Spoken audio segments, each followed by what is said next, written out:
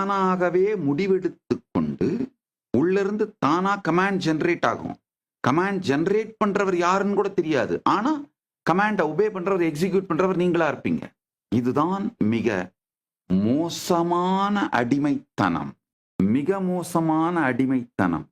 இதை மட்டும் விட்டீங்கன்னாலே போதும், உங்கள் வாழ்வில் 90% பிரச்சனைகளை தீர்த்து விடுவீர்கள். ஒன்று. இரண்டாவது, பல ஆண்டுகள் உழைத்து கட்டி எழுப்பியவைகளை சில வினாடிகளில் இடித்து தள்ளிவிட்டு அனாதையாக நடுத்தெருவில் நிற்க மாட்டீர்கள்.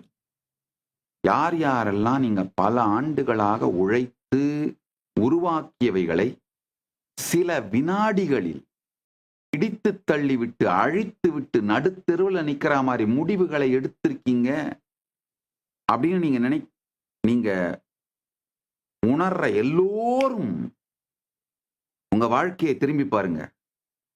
அந்த முடிவுகளை நீங்க எடுத்தது பாத்தீங்கன்னா நீங்கள் அல்ல, உங்களுக்குள்ள இருக்கிற ஹார்மோன்ஸும் கெமிக்கல்ஸும் மற்றவர்கள் உங்கள் மீது கழிந்ததை நீங்களாவே ப்ராசஸ் பண்ணி கமாண்ட்னு ஜெனரேட் பண்ணிக்கிறது.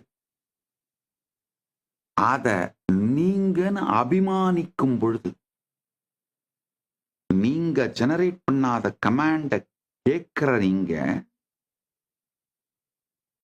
லிசனரே தான் கமாண்ட ஜெனரேட் பண்றவரும் அப்படின்ற அபிமானம், மாய இல்லாத பொய்யான அபிமானத்தை பிடித்தல் தான் அகந்தை.